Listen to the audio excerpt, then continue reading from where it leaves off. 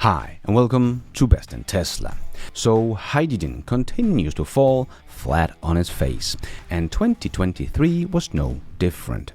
Countries and companies continue to waste money on hydrogen projects that all fails and get shut down. But that does not stop someone like Mary Barra and GM to continue digging their hole of debt and wasted money deeper and deeper and deeper. Let me give you all the facts in this video about hydrogen and why it will never work as a fuel. And let's see what new stupid investment GM is doing, and let's dive right in.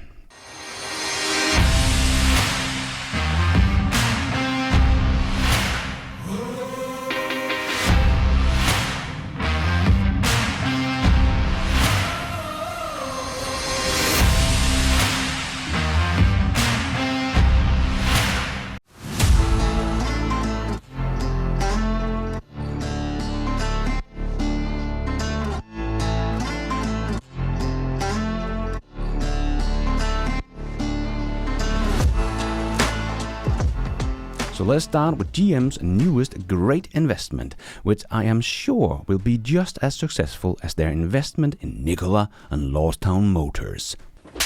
GM and Honda has launched a new partnership called Fuel Cell System Manufacturing, FCSM, and investing $85 million in high-tech Michigan facility to mass produce hydrogen fuel cells. So GM and Hyundai failed on their promise of a low-cost BEV that they shut down, but now they have found a new thing they can fail with together.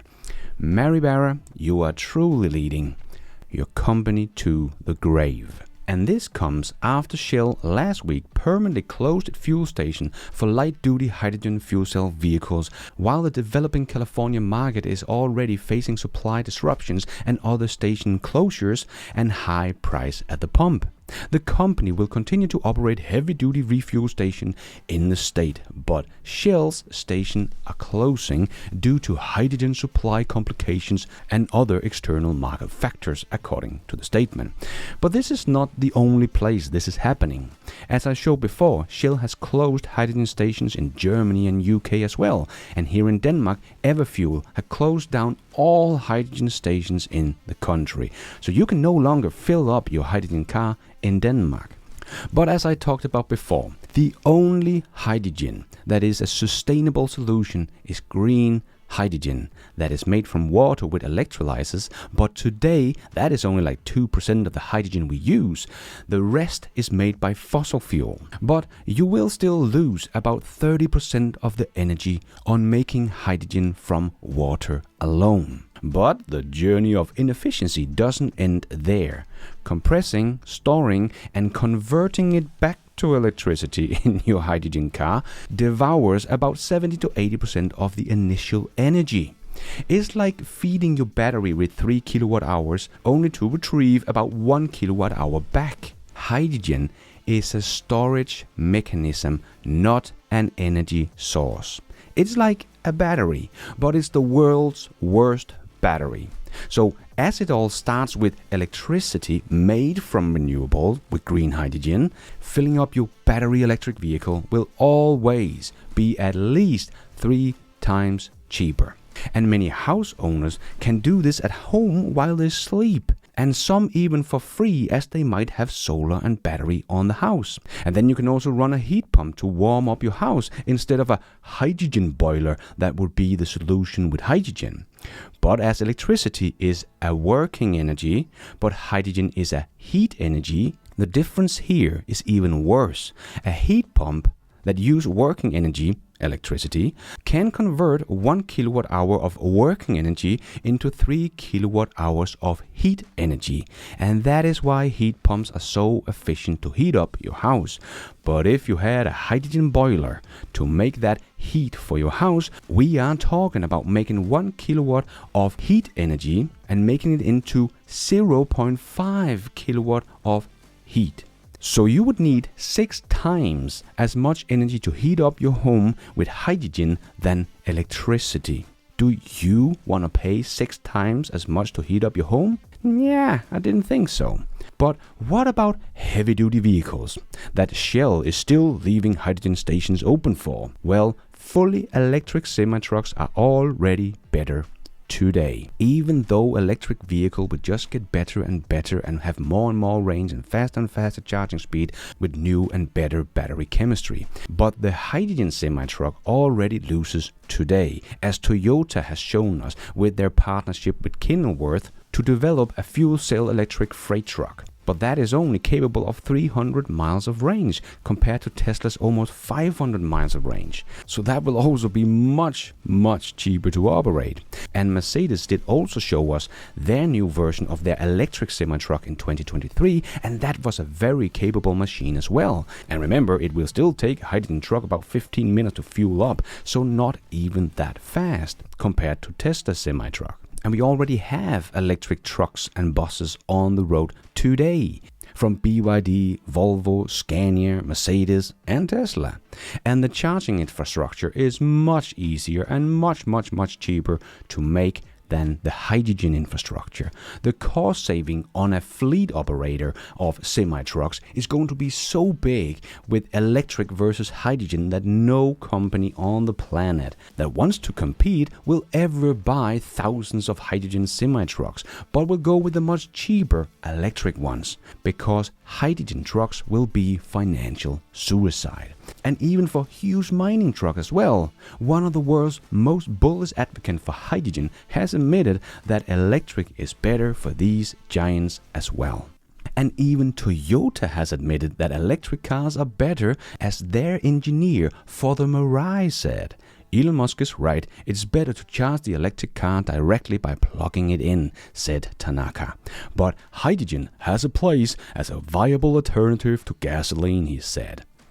It really doesn't, but it's nice to see that even Toyota knows it's better to charge the electric car directly.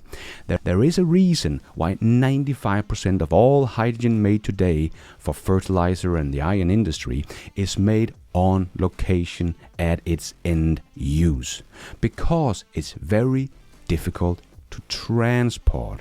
Also because it takes up a lot of space as well. It requires 18 tube trailers to match the energy of just one diesel tanker. And that is also why it will be pretty much physically impossible to fit hydrogen enough into a small car or a sports car if it should have 300 miles of range. It simply just takes up too much space, even compressed and cooled down and stored at 10,000 psi that you're sitting on. Well, good luck with that. This is exactly the same size as a BMW 5 Series, but with none of the benefits. This has 3 giant hydrogen tanks. The biggest one lives right under here, and it takes up a third of your front seat space. But if you think that's bad, wait until you see the back seat. The reason it's so tight is because your second largest hydrogen tank is under these rear seats. Your third tank is underneath here, so unlike an EV, you don't get extra space.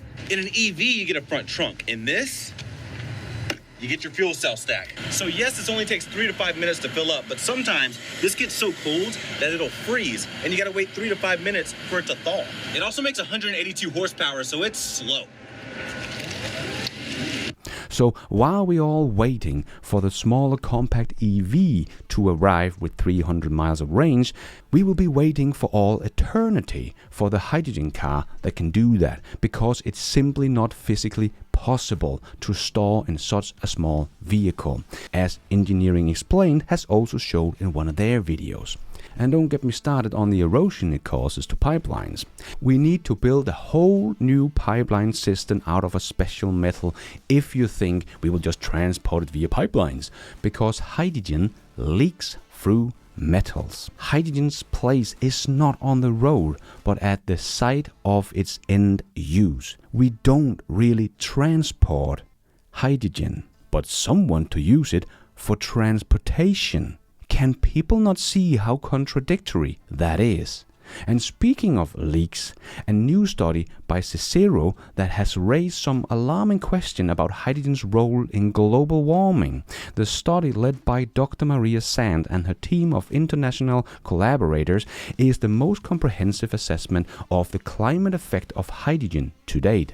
And the global warming effect of leaked hydrogen is nearly 12 times stronger than carbon dioxide. That's right, 12 times.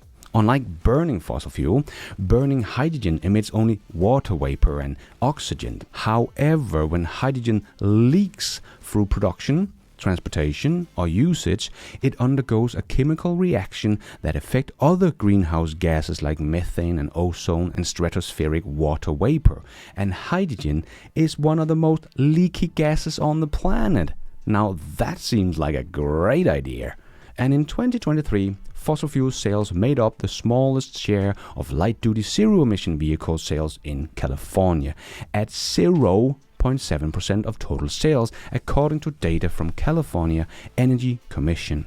And in Germany, only 263 fuel cell electric vehicles were registered in Germany, Europe's largest market for hydrogen cars. Throughout 2023, down nearly 70%, according to figures from Federal Motor Transport Authority. Hydrogen is going the wrong way. But BMW is hoping to get a big share of those 263 units.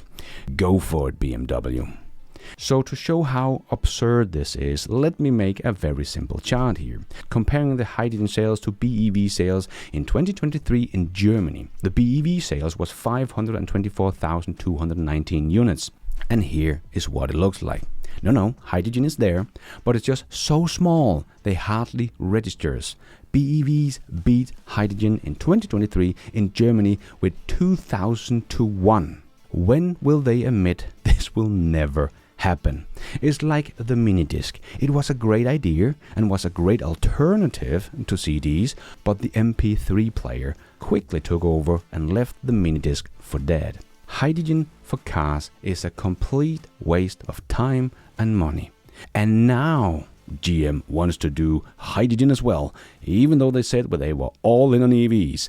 This just shows us how the fossil fuel industry desperately tries to find a reason to keep their business model alive. Hydrogen has already lost. The race has been over for years. Hydrogen car has been around for a long time, and the Mirai for more than 10 years, but they are too expensive to build. And so are their hydrogen stations, which are also too expensive to maintain. It is the most inefficient system we have to get energy to drive our cars. This is going to fail badly. But unfortunately, not before our governments have wasted a lot of money on many hydrogen projects that close down one by one by one by one. Fully Charged has made 2 very good interviews with Professor David Seaborn that has been studying hydrogen and Paul Martin, a chemical engineer, and they have really given some great insights into the world of hydrogen. I will leave a link to both those interviews down below if you want to learn more and dive a bit deeper. But hydrogen does have its place as a chemical, not as a fuel. From making fertilizer to steel, its role is undeniable. Yet the bulk of hydrogen produced today is grey, sourced from fossil fuel without carbon capture. This should be our number 1 priority when it comes to hydrogen, to make those 120 million tons of hydrogen we use every single year into green hydrogen, instead of trying to make even more grey hydrogen from fossil fuel, making the hydrogen car even worse for the environment than a diesel car. In the end, hydrogen's role in our green future is not as a fuel, but as a chemical, essential yet confined. As for powering our vehicles, let's leave that to the direct, efficient and convenient embrace of electricity. The road to sustainability is electric, illuminated by the brilliance of efficiency and practicality, leaving hydrogen as nothing more than a footnote in the records of energy history. And thank you for watching. And until next time, take care out there and be nice.